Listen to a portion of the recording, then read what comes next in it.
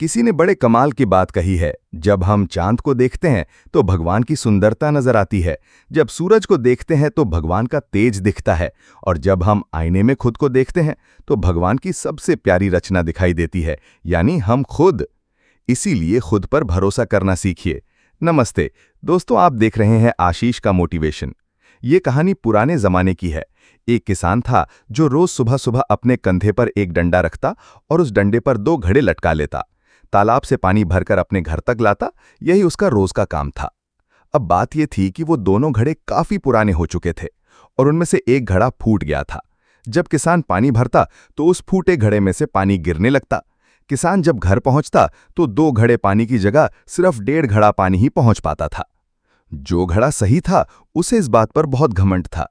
वो अक्सर उस फूटे घड़े को चढ़ाता रहता।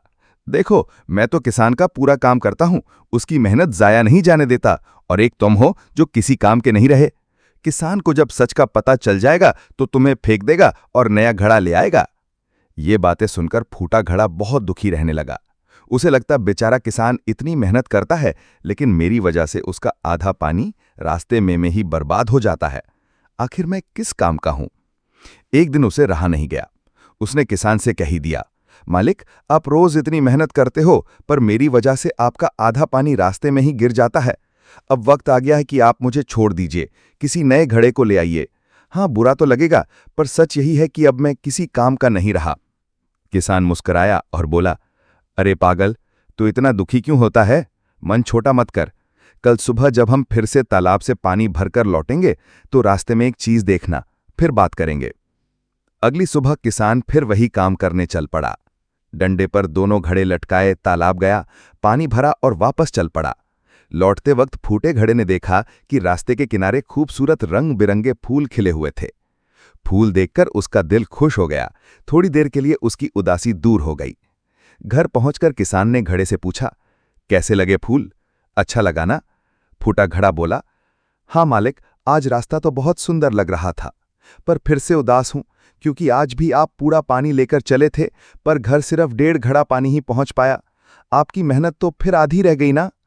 किसान ने प्यार से कहा, तुम्हें पता है, वो सारे फूल तुम्हारी ही वजह से खिले हैं।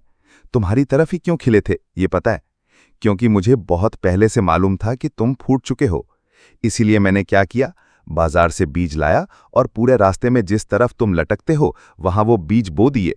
जब भी तुमसे पानी टपकता वो बीज सिंच जाते और धीरे धीरे वहां इतने सुंदर फूल उगाए। रास्ता सज गया, वो भी तुम्हारी वजह से। मुझे तुम्हारी कमी पता थी, लेकिन मैंने उस कमी को ताकत बना दिया। दोस्तों, ये कहानी सिर्फ उस फूटे घड़े की नहीं है, ये कहानी हमारी और आपकी भी है।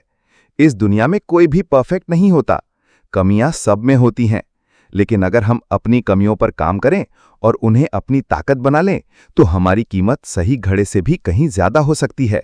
और अंत में मैं यही कहना चाहूंगा कि आप जैसे भी हैं, खुद को स्वीकार करें और आगे बढ़ते रहें। मिलते हैं किसी और वीडियो में।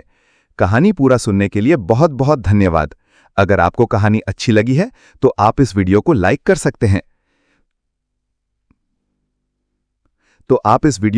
सकते हैं। और हमारी फैमिली का हिस्सा बनने के लिए चैनल को सब्सक्राइब कर लीजिए।